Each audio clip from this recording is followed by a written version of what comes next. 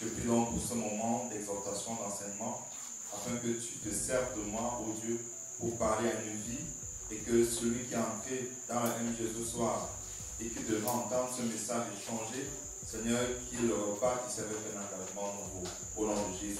Amen.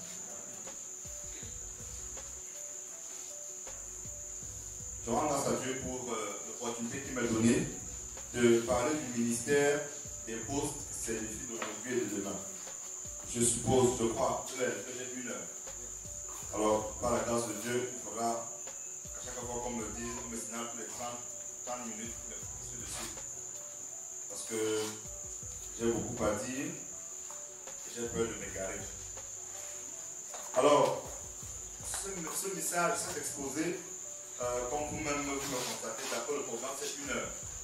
Et il y a tellement de choses à dire qu'on va essayer de contracter. Je suis marqué depuis pratiquement encore 4 mois par cette parole du Seigneur.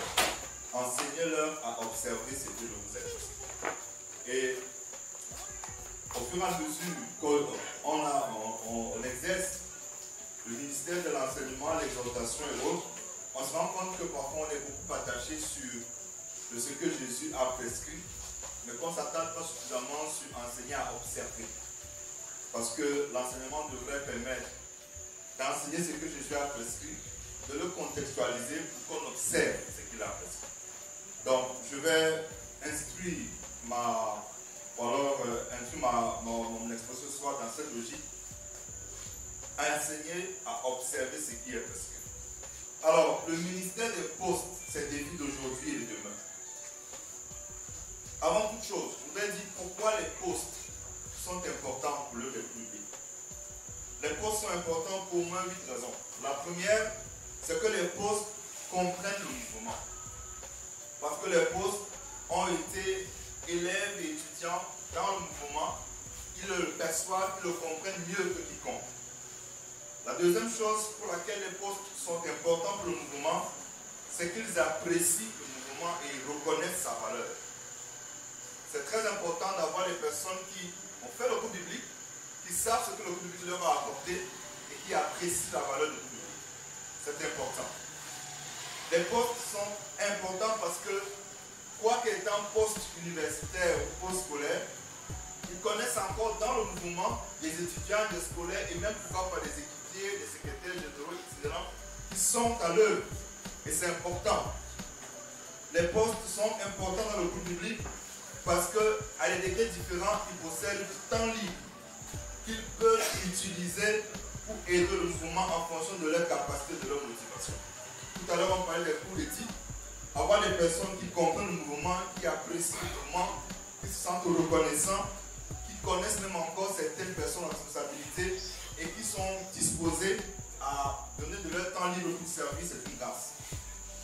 Les postes sont importants pour le mouvement parce qu'ils ont la compétence, ils ont des compétences multiples, mais ils s'occupent aussi des postes et des positions à éléments d'utilité qui peuvent mettre au service du mouvement de manière bénévole.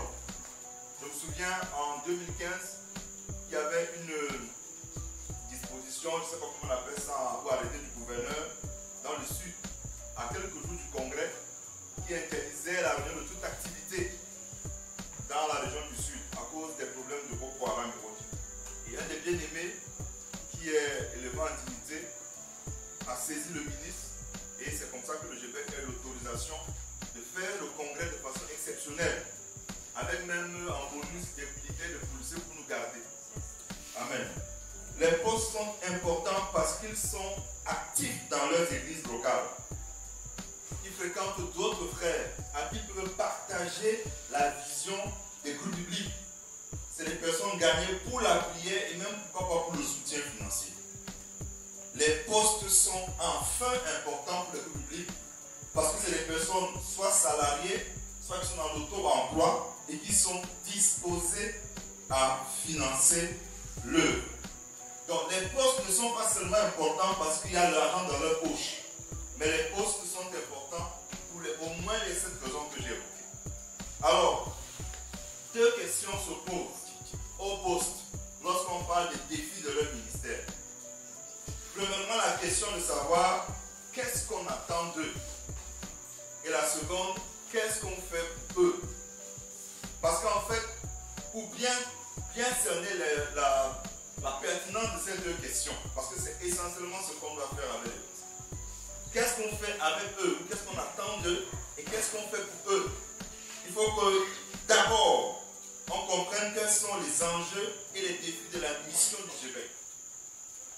Parce que lorsqu'on a compris quels sont les enjeux et la vision de la mission du GBEC aujourd'hui et demain, alors quand on a compris ça, les postes, leur engagement dans le groupe public devrait se réduire à ces 2 questions que j'ai dit. Donc je vais donc commencer par présenter ce qui me semble être les défis missionnaires du groupe public pour les temps présents et les temps à venir. Ensuite, je vais aller sur la section poste. Qu'est-ce qu'on peut attendre de postes dans les temps présents? Et ensuite, qu'est-ce qu'on doit faire pour les postes dans le groupe public afin qu'ils soient à même de remplir la vision. Le champ missionnaire du groupe public pour les temps présents et les temps à venir. Les GBEC et les défis missionnaires de son temps. Il y a, à mon avis, 4 défis missionnaires qui nous attendent. 4 défis pour les temps présents et les temps à venir. Le premier défi, c'est de rendre audible l'évangile de Christ.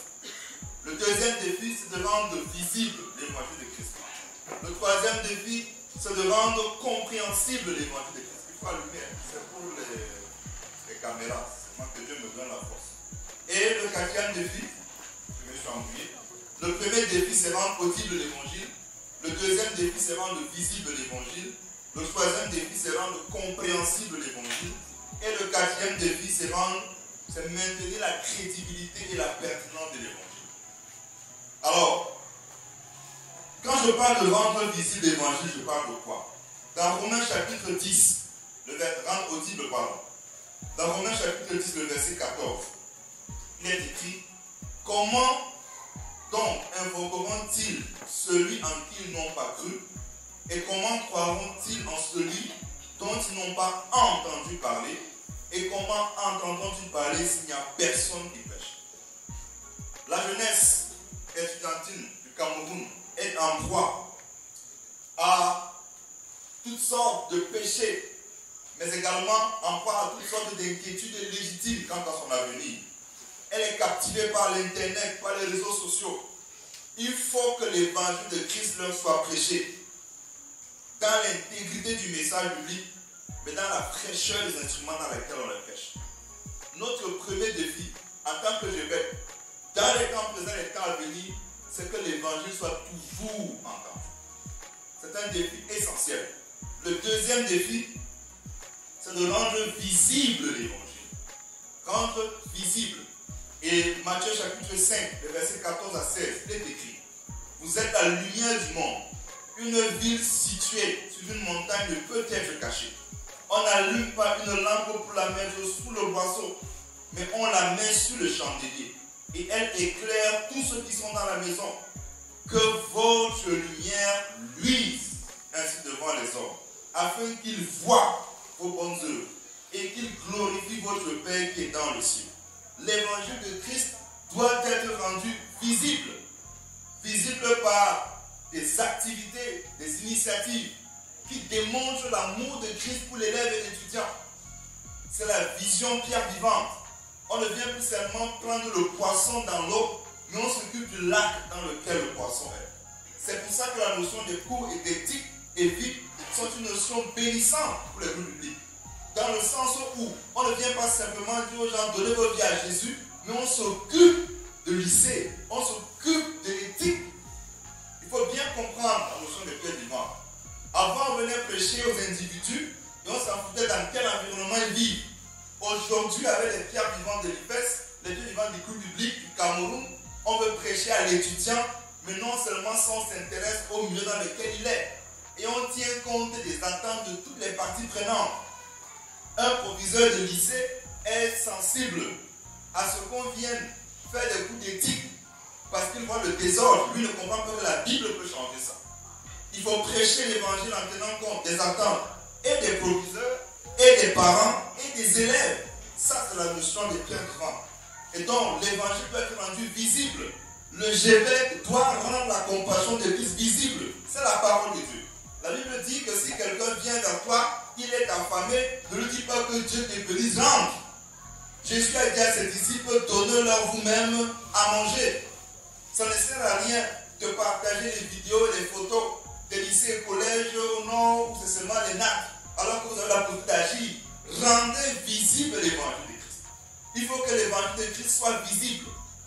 Que l'amour là, on voit. Sur le chemin d'Emmaüs, les disciples pouvaient dire Jésus habitait parmi nous, faisant beaucoup de bien.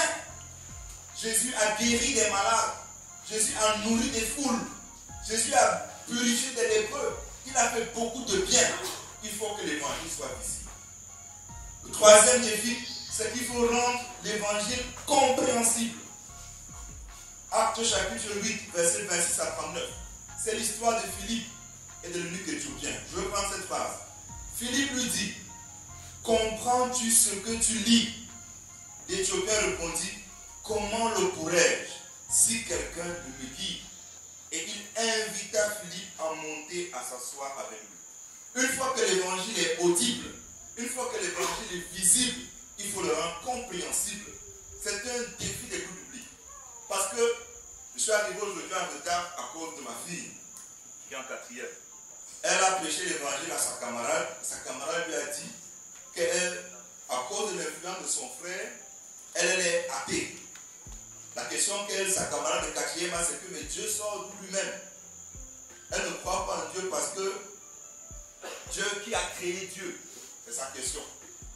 Et ma fille lui a dit, je vais demander à mon père. Et vous comprenez que, ayant déjà mon truc pour arriver ici, ma fille avait l'air déstabilisée. J'ai dû m'asseoir, qu'ensemble on revisite Psaume 14, verset 1, Romains chapitre 2, à partir du 18, ainsi de suite. Je suis même sur les droites. Je dis, est-ce que la droite a un commencement? Elle dit, non, la droite est illimitée, infinie. Je dis que la droite n'a jamais commencé, elle ne va jamais finir. Et la droite mathématique est la preuve, si tu veux, scientifique, que l'existence éternelle est possible. Hein? Et sa petite soeur à côté qui est au préparatoire profite. Vous dites, papa, tu dis que Jésus est Dieu? Je dis, oui, ma fille, la Bible dit. Elle dit, mais quand on le baptisait, est-ce que c'est lui-même qui a encore dit à lui-même que tu es mon fils bien-aimé? Le Fils de l'homme a prié, et le Saint-Esprit de Dieu. Je lui ai dit, ma fille, tu seras théologienne. Et voilà que nous me passons dans une explication théologique sur la Trinité. Et je suis arrivé à 19h30. C'était pas facile. Ça accusait de partout. Il faut rendre compréhensible l'évangile. Vous voyez, c'est des enfants de quatrième.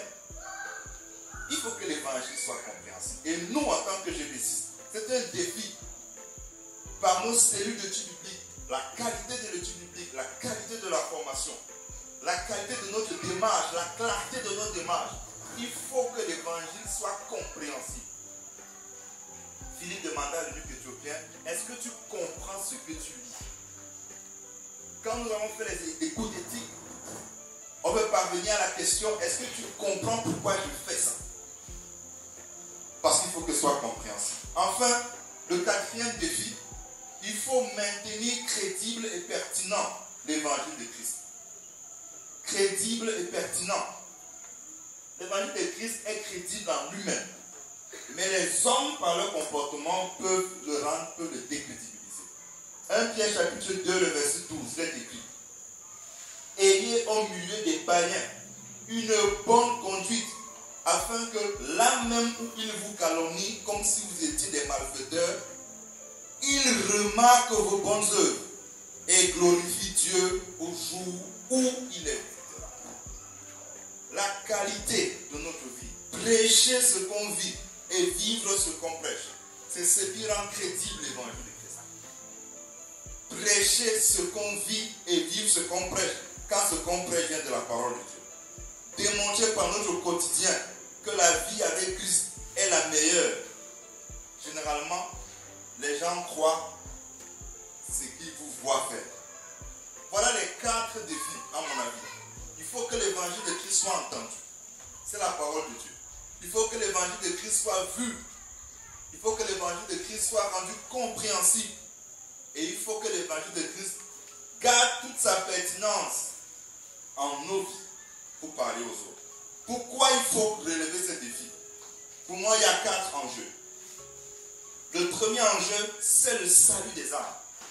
Le salut de la jeunesse. 1 Timothée 2, verset 3 à 4. Il est écrit: cela est bon, agréable devant notre Sauveur. Il veut que tous les hommes soient sauvés et parviennent à la connaissance de la vérité. Rendre audible l'évangile, en fait, de rendre accessible l'évangile. Démontrer par nos vies que l'évangile est pertinent, c'est pour le salut des âmes. Ce n'est pas simplement pour notre bien, mais c'est pour que les âmes soient sauvées. La deuxième chose, c'est l'avenir de la nation. Pourquoi il faut que le Gévêque relève ce défi? C'est l'avenir de la nation. La Bible dit: quand les justes se multiplient, le peuple est dans la joie. Quand le méchant domine, le peuple gémit. Proverbe 29, verset 2. Ce sont les générations d'aujourd'hui qui dirigeront la nation de demain. Gagner la jeunesse à Christ, c'est christianiser l'avenir de la nation. Gagner la jeunesse à Jésus-Christ, c'est établir Jésus-Christ de l'avenir de la nation. Fournir continuellement des cadres et des leaders qui craignent Dieu, c'est bénir continuellement la nation. Il faut que le Gévêque rende l'évangile de Christ visible et accessible à la jeunesse d'aujourd'hui. Il est en train de prêcher à son propre avenir. Le troisième enjeu, c'est l'avenir de l'Église au Cameroun. La Bible dit dans 2 Timothée 2, le verset 2: et ce que tu as entendu de moi, en présence de beaucoup de témoins, confie-le à des hommes fidèles qui soient capables de l'enseigner aussi à d'autres. Ce sont les générations d'aujourd'hui qui dirigeront les églises locales de demain. Gagner la jeunesse des églises locales à Christ, c'est s'assurer de l'intégrité chrétienne de celles-ci pour l'avenir. Fournir des cadres équilibrés et intègres à l'église aujourd'hui, c'est s'assurer des témoins fidèles pour les combats futurs. Et vous savez, bien aimés, que les combats futurs seront ardus, teigneux, avec la question de l'homosexualité. On normalise l'écart et on écarte la norme. Ce qui était immoral veut devenir moral et par conséquent normal. Et ce qui était moral tend à devenir immoral et même anormal. Il faut que Christ soit prêché à cette génération parce que les enjeux sont grands. Et enfin, le dernier enjeu, c'est la pérennité du ministère du groupe biblique. Il faut que le groupe biblique demeure. Si nous ne sommes pas ce que nous devons être selon Dieu dans cette génération, nous travaillons à fragiliser le mouvement dans l'avenir. Toujours 2 Timothée 2.2. C'est parce que vous allez répondre à vos défis d'aujourd'hui, en tant que GP6, de manière intègre, que vous consolidez le mouvement dans l'avenir. Noé, en construisant l'arche, ça paraissait désuet. On ne sait même pas si ça devait être efficace. Sauf que l'arche est faite pour le déluge. Je ne sais pas si vous m'avez compris. L'arche de Noé, ce n'est pas fait pour la saison sèche. Peu importe que les stratégies d'aujourd'hui ne paraissent pas pertinentes à nos yeux. Tant que c'est ce que Dieu veut qu'on fasse, il faut le faire avec fidélité et intégrité. Parce que l'arche, c'est pour le déluge. Parce que quand le déluge viendra, si l'arche de Noé n'a pas été construit de façon fidèle et intègre, ça va couler. Donc, les enjeux sont grands pour le Gévêque aujourd'hui. en maintenant pertinent sa mission. Les enjeux sont très grands. Ce n'est pas seulement notre bien-être en tant que poste d'aujourd'hui, c'est le bien-être de la nation, de l'Église et même de notre mouvement. Alors, quelle section poste pour les défis d'aujourd'hui? Une fois que j'ai posé ces défis, qui sont de rendre audible, rendre visible, rendre compréhensible, maintenir pertinent, une fois que j'ai parlé de ces défis, une fois que j'ai présenté les enjeux, qu'est-ce que la section poste d'un mouvement comme le groupe biblique devrait être?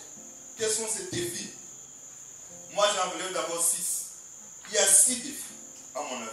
La qualité de la vie spirituelle de ses membres, la préservation de l'intégrité de la vision, la qualité du service sacrificiel de ses leaders, la qualité de l'engagement de ses membres, la consistance de son offre évangélique et la pertinence de son organisation.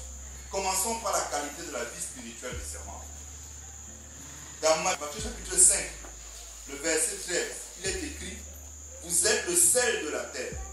Mais si le sel perd sa saveur, avec quoi la lui rendra-t-on? Il ne sert plus à être jeté dehors et foulé aux pieds par les hommes. La crédibilité d'un mouvement est déterminée par le témoignage de ses anciens membres. La crédibilité de l'œuvre des étudiants sur les campus est déterminée par la qualité de vie spirituelle de ses membres. Si on entend dire que les postes sont dans des scandales à répétition dans les églises, dans la société, ce que les enfants feront sur le terrain sera décrédibilisé. Notre défi en tant que poste, c'est d'avoir une vie qui honore Dieu, qui glorifie Dieu dans tous les aspects. C'est d'abord notre relation personnelle avec Dieu qui est notre principal défi. Tenir ferme. La Bible dit de Noé qu'il était un homme qui marchait avec Dieu en son temps. Le temps de Noé était lequel? C'était le temps où tout le monde était dans la compromission, à part lui et sa famille. Ça, c'est notre premier défi. La qualité de la vie spirituelle. Pris individuellement, pris collectivement. Ce qu'il y a des péchés dans le Québec qui ne sont plus péchés pour certaines personnes. Calomnie, médisance, légèreté des paroles. Mais tout ça, on oublie que Dieu appelle ça un péché. La qualité de la vie spirituelle d'un mouvement est importante pour son impact. Parce que l'œuvre, on l'a toujours dit cela, l'œuvre est spirituelle, l'adversité est spirituelle, les enjeux sont spirituels et les âmes sont spirituelles. S'il n'y a pas de qualité de vie qui honore Dieu, nous sommes inefficaces. Un sel sans saveur. Amen. La deuxième chose, qui est un défi essentiel, c'est de préserver l'intégrité de la vision du GBEC. Il faut que le GBEC demeure le GBEC pour être efficace comme GBEC. Si le GBEC est autre chose que le GBEC, il ne sera jamais efficace. Et pour cela, les postes doivent connaître l'histoire du GBEC. On doit connaître notre histoire. On vient d'où? Il faut qu'on comprenne la vision de Dieu. Qu'on comprenne la vision. C'est quoi la vision du GBEC? La vision, elle est dynamique. Où elle est quoi? Il faut la comprendre.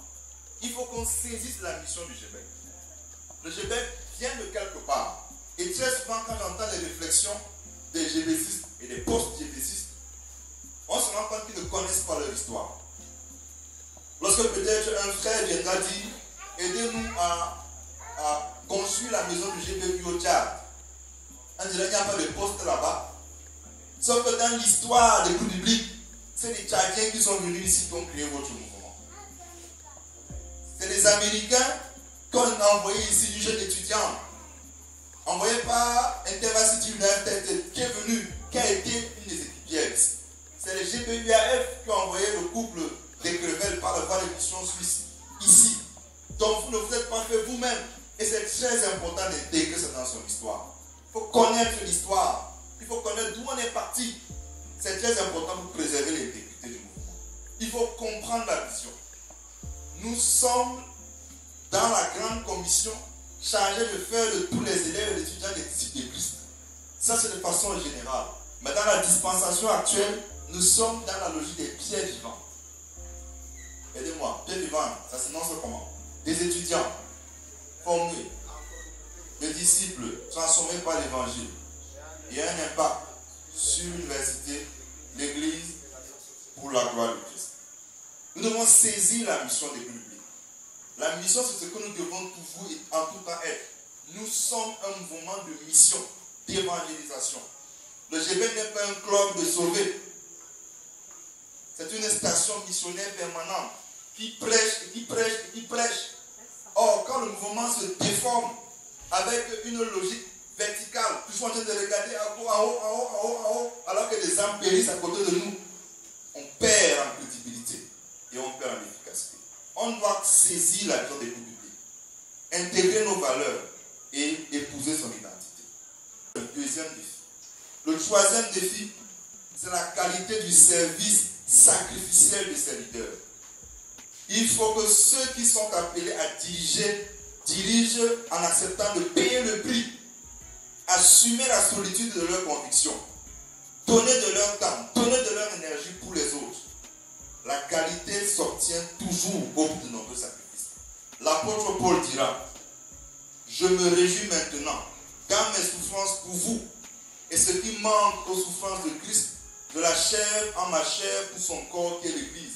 Colossiens 1, 24. Qu'on n'entende plus des personnes qui sont appelées à la responsabilité dire je laisse vos choses là. Je suis libéré. Paul dit je me réjouis des souffrances. Parce que ce qui manque aux souffrances de Christ, moi je l'achève dans ma chair. Pour vous, il faut des leaders qui assument leurs convictions, mais qui assument leurs responsabilités. Et la responsabilité, ce n'est pas BLP, c'est tout le monde.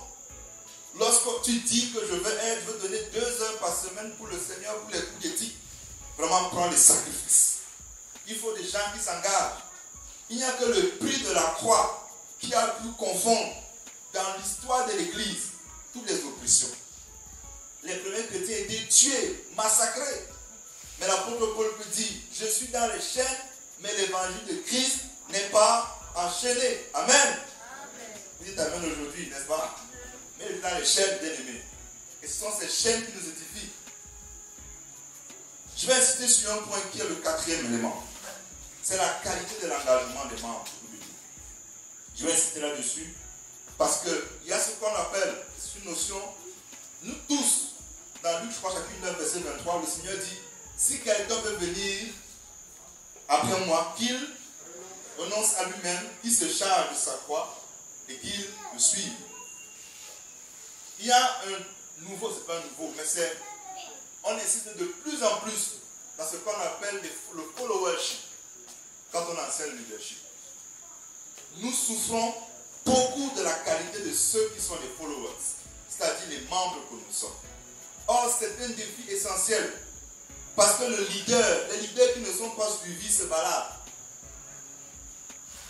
On peut tout dire ce qu'on peut dire pendant cette CP. Si vous n'adhérez pas, c'est qu'on a dit on s'est baladé. Les leaders qui sont mal suivis échouent. Les leaders qui sont bien suivis réussissent. Je vais vous présenter. Il y a 7 types.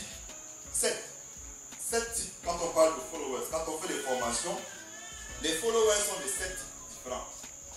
Peut-être vous allez vous reconnaître dedans. Les premiers types, ce sont les flatteurs, les courtisans. C'est les bénis oui. On ne peut pas compter sur eux. Ils ne font jamais de critiques. Ils disent toujours oui. Mais ils ne font pas tout ce qu'on leur demande de faire. Ils ne signalent jamais de problème. Ils ne mettent jamais d'objection. Ils évitent toute résistance. À vous de juger si c'est une bonne chose. Deuxième type de membres ou de followers, ce sont les critiques. Leur objectif, c'est de remettre en question tout ce qui est fait. De remettre en question tous les comportements des leaders. Ils sont comme des mécontents. Ils sont toujours en train de critiquer. Rien n'est jamais bon pour eux. Tout est toujours mauvais. Ils sont dangereux. Le troisième type de membres, ce sont les réalistes. Eux, ils apportent une pensée critique constructive. Ils interagissent avec les leaders. Ils soutiendront toujours le leader à 100%. Mais s'ils ne sont pas d'accord, très souvent, ils sont critiques. Le quatrième type de membres, ce sont les loyalistes. Ce sont les vrais supporters. Ils sont très engagés, travaillent dur pour soutenir leur leader. Ils sont fiables et sûrs. Ils sont très satisfaits et productifs et se passionnent pour le mouvement. Ils déploieront tous les efforts pour réussir en faisant toujours des suggestions. Le quatrième type, ce sont les traîtres. Le cinquième, pardon, ce sont les traîtres. Les conspirateurs silencieux. Ce sont de très bons acteurs. Ils sont difficiles à repérer, hein, Judas, sauf que je l'avais pointé depuis. Ils gagnent la confiance des responsables. Ils semblent démontrer un fort sentiment émotionnel. Mais secrètement, ils savent leur travail. Secrètement, ils vont de maison en maison pour dire qu'ils ne sont pas compétents. Mais devant tout le monde, ils sont des bons. Le sixième, ce sont les observateurs ou les spectateurs. Ils ne sont ni ici ni là-bas. Ils viennent à la CPI, ils ne viennent pas. C'est pas grave. Ils sont juste là. Ils travaillent juste pour leur... Tant qu'ils ne sont pas concernés, ils ne s'engagent pas vraiment. Et le dernier type, ce sont les opportunistes. Ceux qui cherchent à gagner quelque chose derrière le leader. C'est pour ça qu'ils sont simplement là. Un mouvement comme le nôtre doit rechercher pas le calme plat. Parce que des leaders qui aiment quand c'est calme. Quand ils disent un truc, ils ne critiquent pas. C'est des très mauvais leaders. Parce que c'est bien que se baladent. Mais un mouvement comme le nôtre doit avoir des membres qui sont loyaux avec le mouvement et qui sont réalistes en même temps. Des personnes qui peuvent suggérer, qui peuvent faire des critiques constructives. Mais on doit se prémunir des flatteurs et des spectateurs. Ils ne servent à rien du tout. On doit se séparer des opportunistes, des traîtres et des gens qui ont la critique permanente. La qualité de l'engagement derrière les leaders. J'ai besoin d'eau. J'ai un chabat là-bas. Donc, j'ai dit que la qualité de l'engagement sacrificiel des leaders, mais également la qualité des membres. La qualité, on appelle du followership. Des responsables qui perçoivent tout le temps la critique peuvent tomber dans les mêmes problèmes que Moïse. Tellement critiqué qu'il va frapper combien de fois? Contrairement à ce que Dieu lui avait dit. C'est essentiel, c'est un défi pour la localité poste de Douala. Vous êtes des membres. C'est un défi pour nous tous. Que d'être des membres sont dans la construction et qui sont loyaux envers les responsables qui sont choisis. L'avant-dernier défi, c'est la constance, la consistance de son offre évangélique. Donc, je répète, pour les types de leaders, on a besoin de leaders sacrificiels, de gens convaincus, humbles, prêts à entendre les critiques. Mais pour les types de gens qui suivent, c'est un défi pour le GBF d'aujourd'hui et demain. Il faut éviter d'être des opportunistes, des spectateurs, éviter d'être des critiques permanents, éviter d'être des flatteurs, soyez des personnes loyales et réalistes. Qu'est-ce qu'on fait avec les postes? Ça, c'est l'offre évangélique. Qu'est-ce qu'on offre? Qu'est-ce qu'on attend d'abord des postes bien? Je vais être pratique et concret. Nous sommes à Douala en 2019. Pour aujourd'hui et demain. Qu'est-ce qu'on attend des postes? Qu'est-ce qu'on attend des postes dans les campus? Je vais prendre 8 points.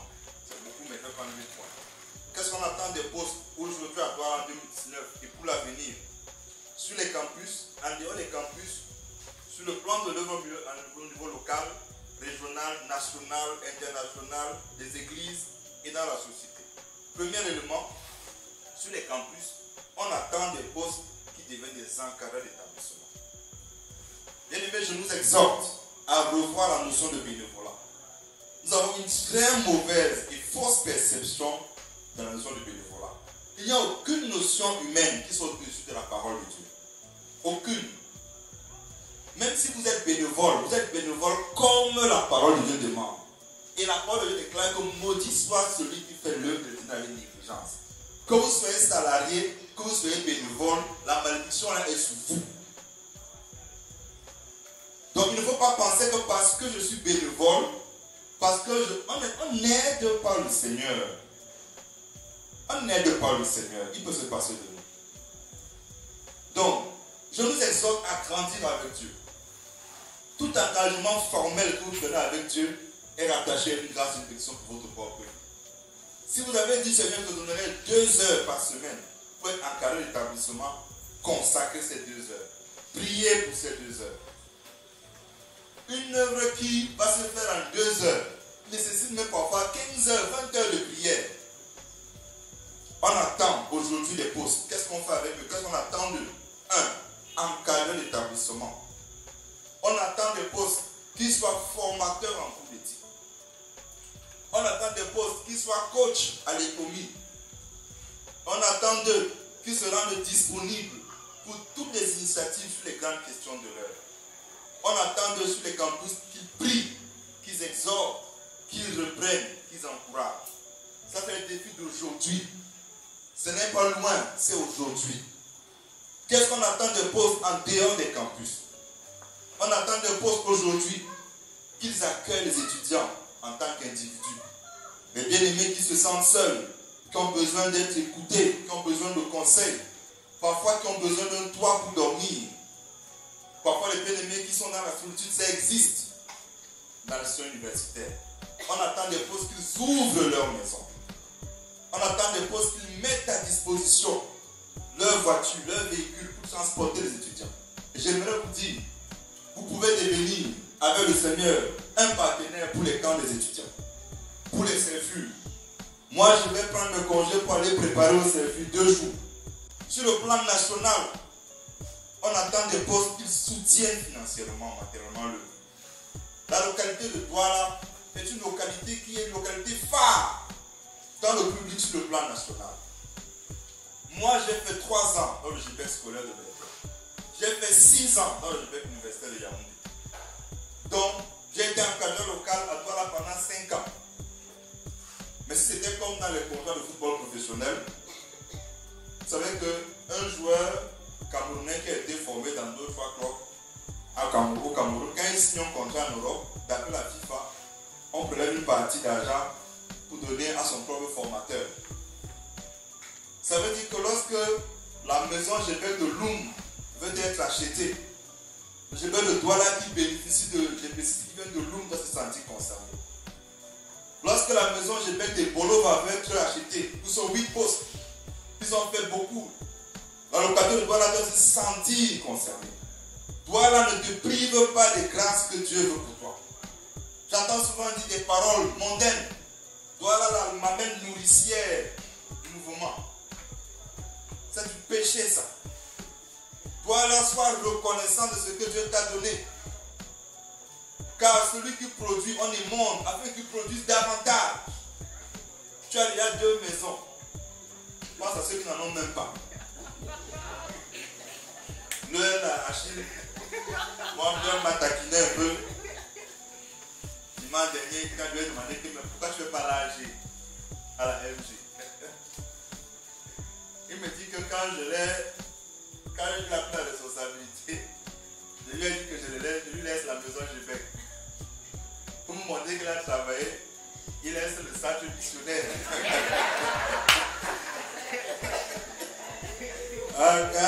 Vraiment, ça se complique pour la nouvelle Sylvie. Parce qu'il va nous laisser un terrain à 40. Donc, nous attendons ça des postes sur le plan national. Sur le plan international, bien aimé. Parce qu'il y a un mouvement sur le plan international. On attend des postes qu'ils participent aux rencontres internationales. Il faut avoir une vision globale de l'œuvre. Il y a un mouvement, comme c'est filmé, je ne vais pas donner le nom. Dernièrement, la panafricaine, nous avons fait les GB6 du Cameroun. On fait une main levée pour résoudre un problème qui s'est posé sur place. Et on s'est rendu compte qu'il y avait un mouvement dans une zone sensible qui n'arrivait pas à payer le siège. Comptez combien ça coûtait le siège, le prix? 7 000 francs. Oui, 7 000. Le secrétaire national a décidé que le reste de notre collecte, on va donner ça à ce mouvement. J'ai dit que tu es béni. Parce que Dieu cherche un homme. Et Douala doit se lever. Et dire, mais il y a le Congo, il y a des missionnaires bien aimés. Aujourd'hui, Dieu m'a donné la grâce, à travers la formation en gouvernance, de voyager dans les pays d'Afrique francophone et de faire la formation. Je vous assure qu'il faut que vous sachiez que vos frères aiment le Seigneur, aiment le développement public, Mais parfois, il leur manque quelqu'un qui va donner 10 000 francs pour payer sa maison. Parce qu'il va prêcher et il n'a pas de soutien. Parce que les postes ne sont pas encore organisés. Toi là va dire au Seigneur que je veux ma part de grâce. Arracher la bénédiction en bénissant les mouvements. Avoir une pensée internationale de l'œuvre. C'est un défi. C'est un défi. Il faut bénir les frères. Les chrétiens de Macédoine n'étaient pas des juifs. Ils étaient pauvres. Mais quand ils ont appris qu'il y avait la famine à Jérusalem, eux qui étaient pauvres, dit l'apôtre Paul dans 2 Corinthiens, ont insisté pour donner. Et Paul dit qu'ils ont donné largement au-dessus de leurs moyens, leurs capacités. Ça là, Dieu a écrit dans 2 Corinthiens pour qu'on nous en soit informés. Amen. Oh, les Amen sont tard, c'est pas grave. C'est pas grave. Qu'est-ce qu'on fait avec les postes bien-aimés? Qu'est-ce qu'on attend des postes? On attend des postes, un investissement au niveau de leurs églises locales. Nous attendons, les postes doivent s'investir dans leurs églises locales. Ils doivent être des ambassadeurs du mouvement dans leurs églises. Mobiliser à la prière et mobiliser, pourquoi pas, les soutiens financiers pour eux. Le GBEC doit changer. Les églises, hier c'était un pasteur qui a prêché ici. Je ne sais pas si c'est des membres de l'église dans le groupe public. Mais nous devons nous investir autant que Dieu le permet. Être dans nos églises locales. Parler du groupe dans nos églises locales par notre comportement, par notre intégrité et par le fait qu'on assume d'être membre de groupe. Enfin, un autre défi, c'est que nous devons, que les postes doivent s'investir dans la société, porter les valeurs de la foi chrétienne dans leur milieu professionnel et familial. On doit adresser des problématiques d'actualité. Gloire à Jésus. Dans le GBEC, nous avons prié pour la crise au nord-ouest et au sud-ouest. Amen. On a prié. Mais on a aussi parfois vu dans les forums WhatsApp des débats qui étaient borderline. Pourquoi ne pas parler du tribalisme et les réseaux sociaux? Une thématique pareille, une conférence ouverte. Le GBEC ne doit plus se taire sur la société. Et c'est le travail des postes. Je me souviens il y a quelques années, quand la liste des top 50 était sortie, le frère Mattei avait organisé une conférence sur l'homosexualité à l'université. Je crois que ça a été l'une des conférences les plus courues de la ville de Douala. Il y avait tout le monde qui était là. Les gens sont venus parce que le sujet d'actualité, les gens voulaient entendre. Ne nous taisons plus bien lui. Il faut rendre l'évangile de Christ visible, audible. Alors, qu'est-ce qu'on doit faire pour les postes? D'abord, bien aimé, je veux dire une chose, ou trois choses qu'il faut garder à l'esprit. Le meilleur moment pour former les postes, c'est lorsqu'ils sont encore étudiants. Parce qu'on pose des fondements sur lesquels on va partir. Deuxième chose, le meilleur moment pour suggérer à un poste de s'investir dans l'œuvre après les études, c'est quand il est encore étudiant. Troisième chose, le meilleur moyen de préciser l'engagement spécifique d'un poste, c'est avant qu'il achève ses études. Pourquoi je dis ça? C'est pour montrer qu'il est essentiel que les postes, de façon volontaire, aillent vers les étudiants finissants. Nous n'entrons plus dans les histoires de vie. Quand on était étudiant, on organisait les séminaires de finissants. Nous, c'était en 2000, en 85. Aujourd'hui, vous êtes poste. Qu'est-ce que vous faites pour les étudiants qui sont finissants? Qu'est-ce que vous faites pour les accueillir? Parce qu'il y a la déperdition. Et il faut dire que parfois les cellules postes, quand tu viens de vécu, pour les intégrer, je ne fais pas le commentaire. Alors, il faut avoir ça à l'esprit. Et les postes doivent le faire de manière volontaire. Il ne faut pas seulement dire dîner d'amis. C'est quoi la section poste? C'est quoi le monde professionnel? Qu'est-ce qui t'attend? Quels sont tes défis? Qu'est-ce qu'on fait pendant qu'on cherche un emploi? On fait comment? Ainsi de suite. Les postes doivent s'investir là-dessus. C'est leur travail, c'est pas le travail des étudiants. C'est eux qui accueillent. La même chose est l'habitude de l'aide aux étudiants pour ceux qui sont finissants en terminale. C'est très important. C'est celui qui accueille, qui va chercher. Parce que celui qui sort de son cocon familial, de son cocon de scolaire ou d'étudiant, il peut se perdre. Il faut le récupérer. Il faut être proactif. Autre chose que je veux dire avant de dire ce qu'il faut faire pour les postes, il y a 4 pièges qu'il faut éviter. Le premier piège que les postes doivent éviter, c'est la professionnalisation de l'œuvre. Entre guillemets, professionnalisation. C'est-à-dire le plein temps à tout vent. C'est-à-dire que nous, on ne s'investit plus, mais on donne seulement l'argent pour recruter les professionnels de l'œuvre. La Bible dit, dans 1 Corinthiens 12, verset 4 à 6, je vais seulement citer une partie. Il y a diversité de dons, mais le même esprit. Diversité de ministères, mais le même Seigneur. Diversité d'opérations, mais le même Dieu qui opère tout et en tous. Si nous allons vers une professionnalisation, où l'œuvre commence à nous coûter cher, vous-même, vous vous privez d'expérimenter les dons que Dieu a mis en vous. Parce que prendre l'argent et payer quelqu'un qui va tout faire, ce n'est pas la vision de groupe biblique. La vision de groupe biblique, c'est l'action. La norme, c'est le bénévolat. L'exception, c'est le plein temps. Parce qu'il faut que l'évangile qui a été reçu gratuitement soit donné gratuitement au maximum du possible. Donc évitons la professionnalisation dans notre mentalité. Il nous faut un plein temps. Il nous faut un plein temps. Et le plein temps va cacher ton manque de sacrifice. Tu ne veux pas te sacrifier pour le Seigneur. 2 heures, 1 heure, 3 heures, tu ne veux pas. Bientôt même, on va payer les gens pour prier. Et vous savez, on risque même payer les gens pour prier. Hein? C'est un piège évité parmi les postes. Deuxième chose, l'argument de la contrainte du temps. C'est un piège. Parce que les étudiants comme les scolaires ont cours. Ils étudient le soir. Ils ont des TD. Ils ont des contraintes familiales. Et ils font le GBU avec beaucoup d'argent.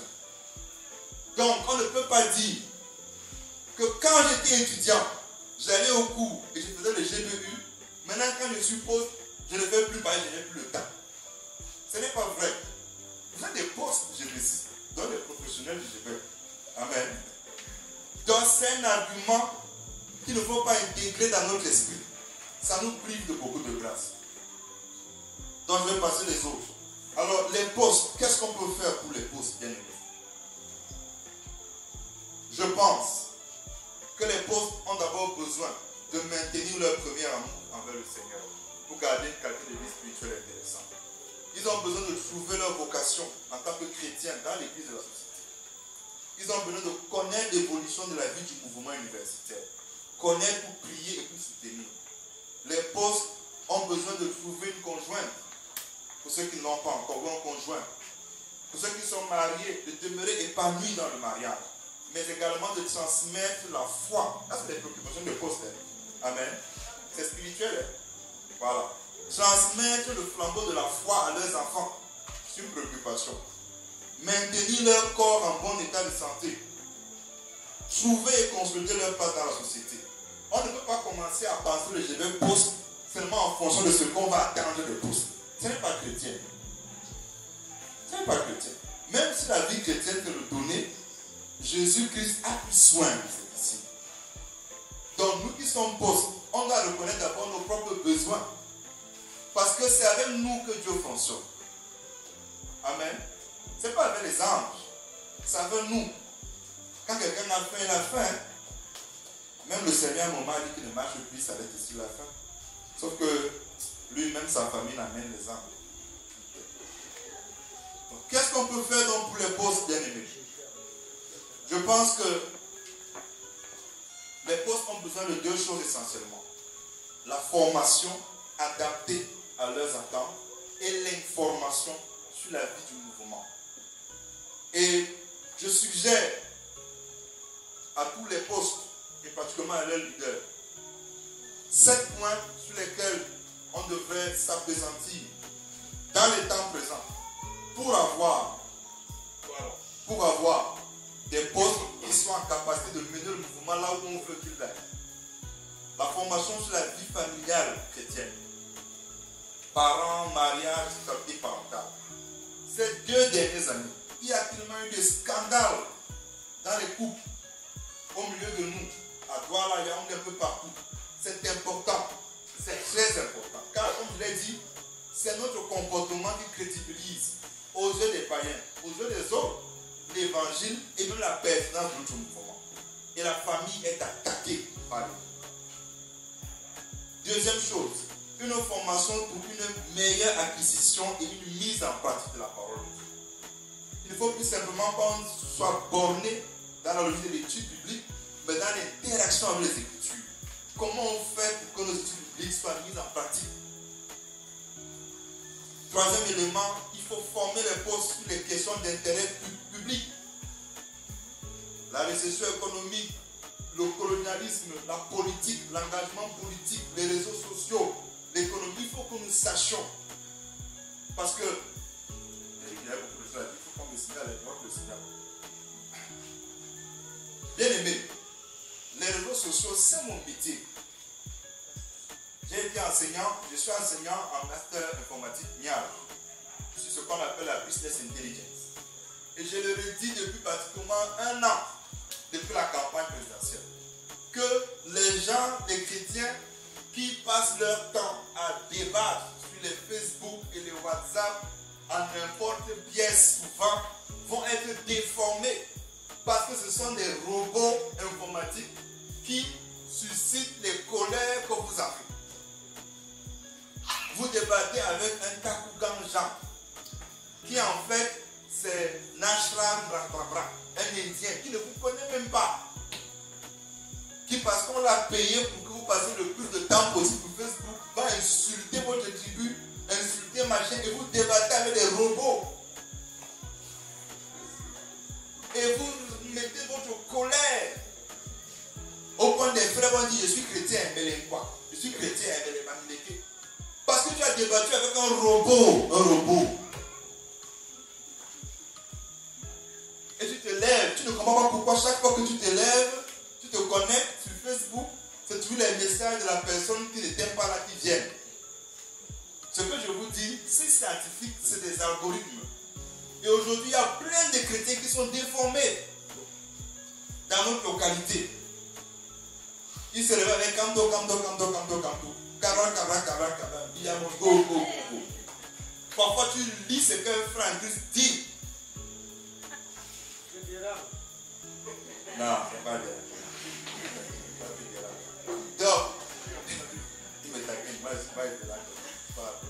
Donc, c'est intéressant, c'est important qu'on forme les postes là-dessus. Donc, non, on fait d'abord. Ok, avançons. Il faut qu'on forme les chrétiens, les postes, sur la communauté chrétienne. La qualité des leaders, le leadership, les dons spirituels, les ministères. Il faut qu'on forme sur les questions d'ordre personnel, sur la vie professionnelle et plein d'autres choses. Nous devons penser autrement ce qu'on fait pour les postes dans le public, afin qu'ils soient efficaces. Nous devons penser autrement ce que nous faisons pour les postes, afin qu'ils soient efficaces. C'est pour ça que nos cellules d'études bibliques, nos rencontres spécifiques doivent être, à mon avis, mieux pensées, afin que nous apprenions de nouveau et que nous soyons édifiés davantage. Les CP, les Sophopo, les SECO, les célibats, tout ce que vous voulez, doivent être mieux pensés afin que le mouvement soit efficace. Lorsqu'on veut informer, c'est le deuxième élément, lorsqu'on veut informer, il faut que l'information soit de qualité, pertinente, belle. J'aime le veillon, amen. Mais on peut faire différemment. Ce sont les défis qui sont en nous. On va dire que le thème. Je voulais dire, pour résumer, les défis d'aujourd'hui et demain pour les postes, c'est de garder notre foi en Jésus-Christ contre vents et marées. Bien aimé, ce qui vient et ce qui s'annonce est violent. Et seuls ceux qui actuellement construisent leur arche fidèlement en essuyant toutes les moqueries, tous les colibets, c'est ceux-là qui résisteront pendant le déluge. Peu importe qu'on te traite de lâche, parce que tu ne veux pas insulter le président ou insulter un opposant, garde ta foi intacte. C'est la qualité de vie spirituelle là qu'il faut construire contre vents et marées. C'est ça qui va aider les étudiants. C'est ça qui va aider le mouvement. Deuxième chose, il faut préserver l'intégrité de la vision du GBEL. Il faut que ce soit toujours les étudiants qui soient la cible de notre action. Et que ce soit les étudiants qui soient eux-mêmes les acteurs principaux. Troisième chose, il faut adapter notre modèle de formation aux attentes spécifiques des postes. La section poste n'est pas la section universitaire des gens qui travaillent. La section poste n'est pas la section scolaire des gens qui travaillent. C'est la section poste. Elle doit avoir une façon de fonctionner qui lui soit propre. Des activités qui lui soient propres. Ne faites pas l'idolâtrie de on a tout faire comme ça là. Parce que vous-même, vous savez au milieu de nous quels sont les problèmes qu'on rencontre. L'autre défi, c'est le soutien financier et matériel. Dans Douala et au-delà. Et enfin, investir davantage dans l'œuvre par nos talents. C'est le défi que nous avons. Donc, si on se comprend bien, il y a les défis du GBEL. Il y a les enjeux de ces défis. Il y a ce que la section poste devrait être. Et il y a les défis qui sont les nôtres. Et comme je le dis, et j'insiste bien aimé, l'arche de Noé n'est pas faite pour la saison pendant laquelle il s'est construit. L'arche de Noé est faite pour le déluge. La manière avec laquelle nous bâtissons l'œuvre aujourd'hui, nous devons être fidèles, intègres, enthousiastes et engagés. Parce que le déluge vient. Et quand le déluge viendra, ce n'est que l'arche qui est adaptée pour le péché. Quand le péché se banalisera, ce n'est que ceux qui ont été intègres et violents qui ne seront pas ébranlés. Quand la nécessité de faire des sacrifices pour l'œuvre de Dieu, pour se lever malgré tout, viendra, ceux qui ont été habitués à fuir et à se cacher derrière toutes sortes de raisons ne seront pas présents. Et donc Dieu nécessite, Dieu attend notre présence spirituelle, notre présence physique, notre présence intellectuelle, notre présence émotionnelle, afin que l'œuvre de Dieu continue à prospérer entre nos mains. Au nom de Jésus. Amen.